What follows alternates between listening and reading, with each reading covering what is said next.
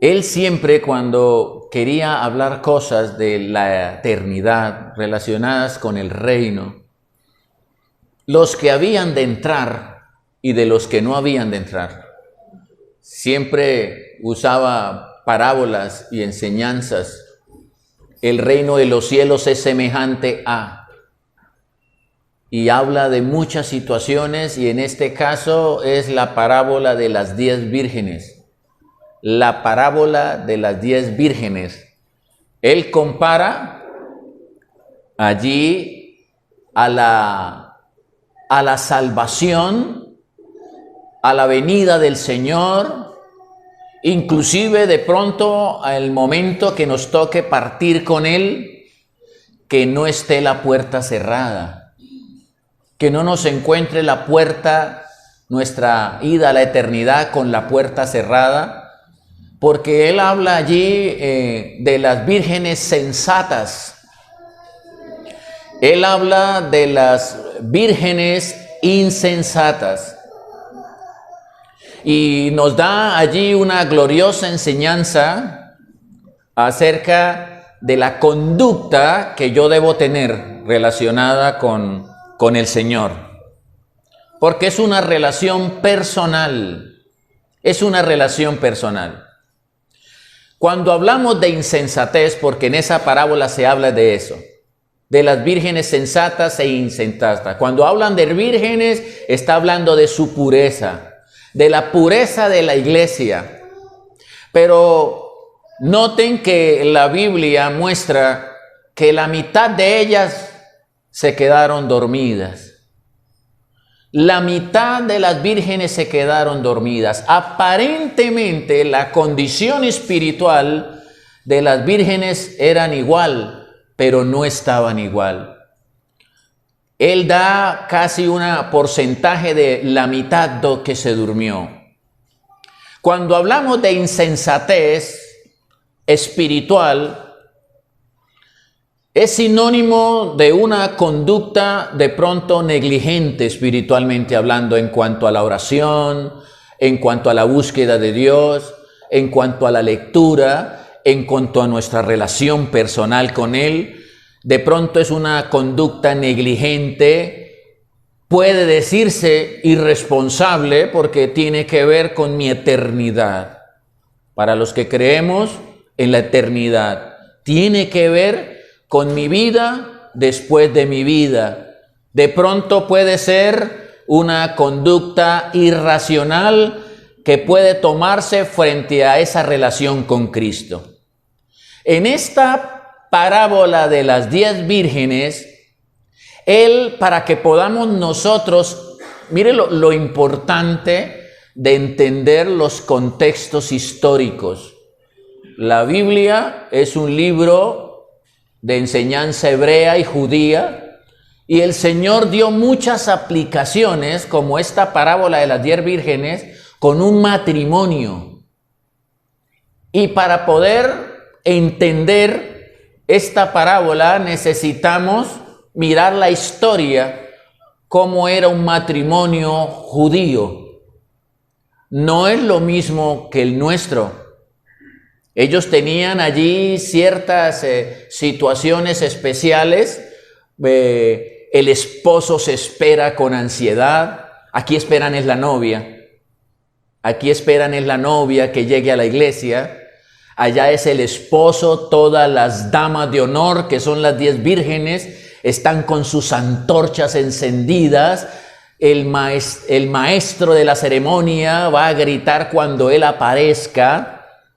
Entonces, en esa costumbre judía, se daban los dotes, tenía un precio, se pagaba un precio por la novia. Era un precio que se pagaba en joyas, en dinero, o en alimentos, o en animales. Se le llevaba allí a la familia, al suegro, se le llevaba allí vacas, se le llevaba allí cabras, se le daba una buena dote conforme consideraba la familia del novio. Y allí se pagaba un precio como el que pagó nuestro Señor por nosotros. Fuimos comprados porque nosotros somos la novia del Cordero.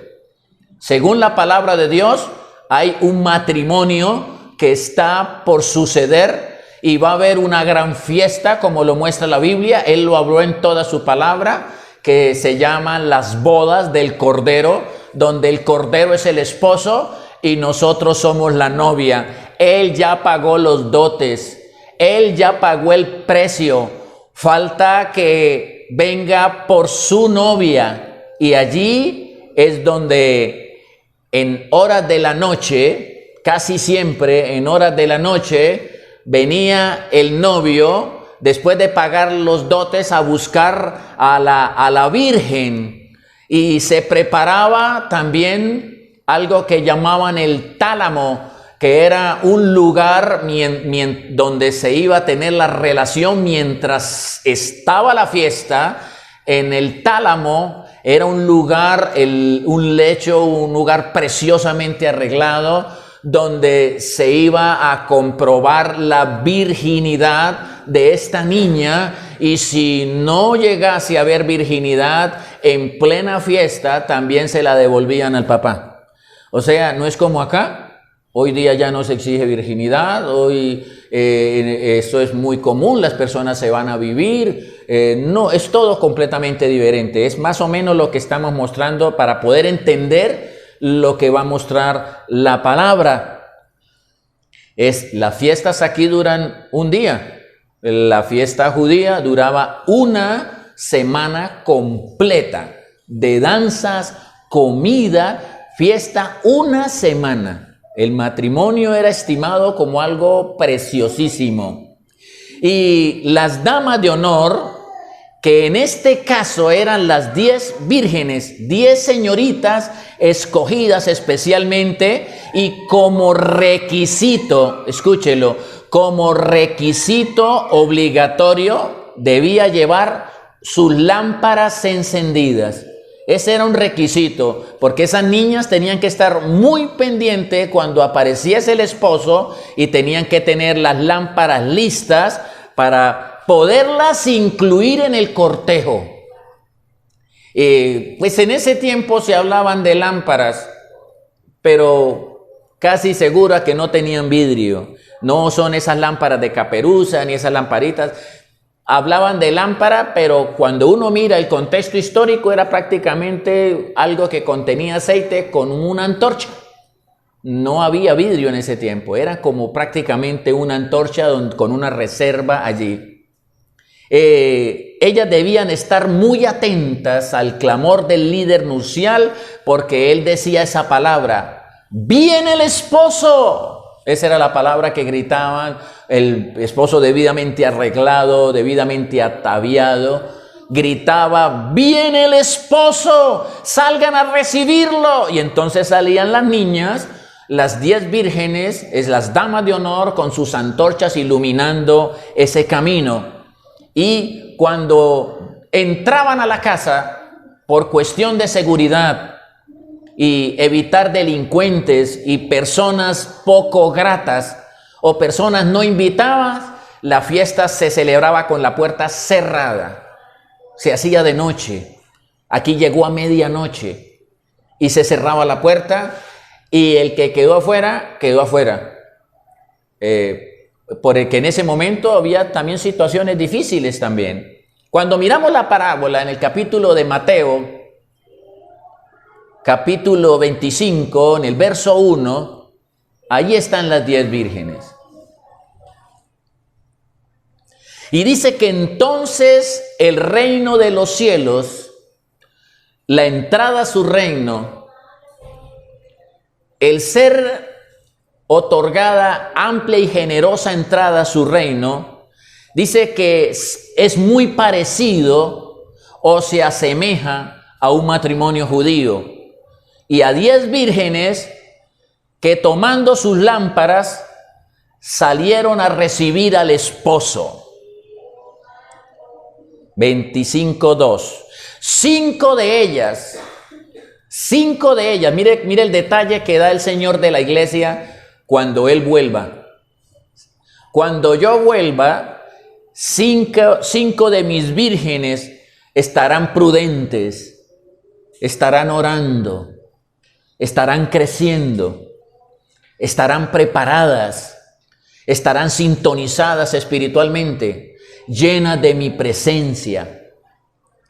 Y 5 de ellas insensatas, descuidadas, sin aceite en sus lámparas. Mire que el aceite, hay algo particular en la lámpara, es una tipología la lámpara. La lámpara, está la lámpara como tal, que somos nosotros. Está el aceite como tal, que es la unción, es la oración y la unción del Espíritu Santo. Y en la lámpara se encuentra la luz, que es el producto de la lámpara, de esa lámpara con el aceite que produce luz, que son el fruto del Espíritu Santo. Dice el 25:3, y las sensatas, las que estaban muy conscientes, porque pasa algo, que al pasar el tiempo hay un peligro tremendo en la vida cristiana, y es que uno sufre un sueño o un conformismo espiritual. Cuando las personas arrancan espiritualmente, arrancan muy motivadas en su primer amor, los primeros 2-3 años va muy bien, pero al pasar el tiempo esto va volviéndose una costumbre y el evangelio se va volviendo una religiosidad, y ya para usted no es tan importante, otras cosas empiezan a cobrar más valor, la persona empieza a tener menos contacto con Jesús, abandona la oración, ya no va tanto a la comunidad, ya no lee tanto la Biblia y empieza a haber un sueño espiritual, y después de un lapso de tiempo, 5 o 10 años, la persona desaparece del mapa espiritual. Ese es el común, y el Señor muestra que es la mitad de la iglesia. Y podía decirse que mucho más. 5 de ellas prudentes y 5 de ellas insensatas. 5 precavidas y 5 descuidadas. Y yo leyendo esto digo, Señor, esto es demasiado. Es demasiado. ¿Será posible? Y yo creo que el Señor dirá, no es demasiado. Antes me quedo corto. Me puedo quedar corto. Dice el 25:3, las insensatas, tomando sus lámparas, no tomaron consigo aceite. O sea, dijeron, es que ponerme yo a buscar a Dios tanto, a orar tanto, yo creo que Él me da oportunidad. Yo creo que el Señor demora aún. De pronto, yo estoy muy joven, no creo que vaya a partir, de pronto me da una oportunidad.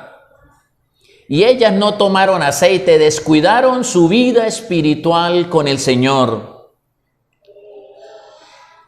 Dice aquí, en el 25:4, más las prudentes, mire lo que hicieron las prudentes. Las prudentes tomaron aceite en sus lámparas, cargaron sus lámparas y trajeron juntamente vasijas. O sea, ellas dijeron, para que no nos falte, puede que la boda se extienda o la venida del esposo no sea a las 8, sino a las 12, o no a las 12, porque el novio no daba horario para llegar.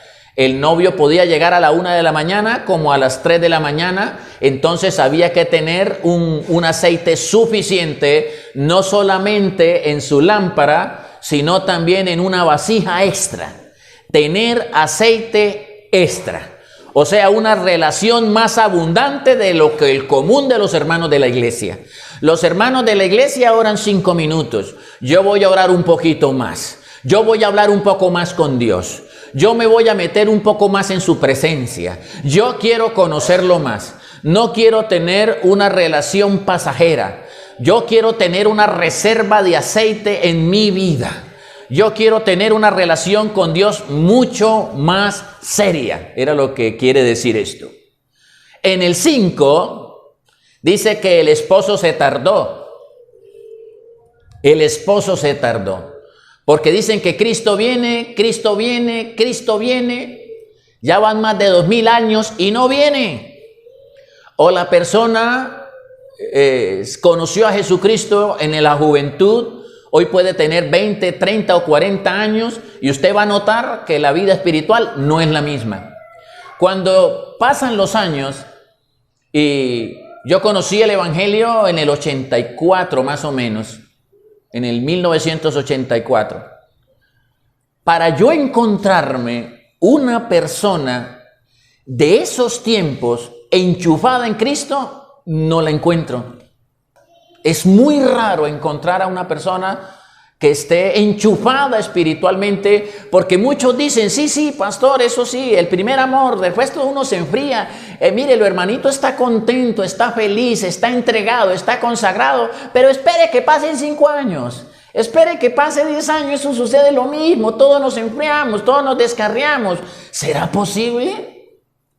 ¿Será posible que no tomemos una vasija con la lámpara juntamente para algo extra? Porque cuando el esposo tarda o de pronto no ha sucedido nada grave en mi vida, porque sucede que cuando mi vida está en algo de crisis, el matrimonio se está perdiendo, la economía ha colapsado y empiezan a suceder cosas terribles en nuestra vida, es cuando tomamos un poquitico de aceite y clamamos a Dios porque la situación se puso difícil. Y dice aquí que según el pasar de los años en el Evangelio produce sueño espiritual. En el 6 dice que a la medianoche se oyó un clamor. ¡Viene el esposo! ¡Viene el esposo! Eso se está escuchando hace rato. Mañana pueden venir por ti. Mañana puede aparecer el retorno de Cristo. Viene el esposo. Salid a recibirle. Y dice aquí, en el 7, entonces todas aquellas vírgenes se levantaron y empezaron a arreglar sus lámparas, empezaron a buscar el aceite, qué medida tiene, arreglarle la mecha, de pronto estaba cortica, de pronto se había ya acabado, se había extinguido, había que hacer algo. Llegó el esposo y empezaron ellas a arreglar sus lámparas, y las lámparas no se arreglan en el momento, ellas deben de estar arregladas constantemente. Yo a veces arreglo mi vida espiritual es ya a lo último de mi vida.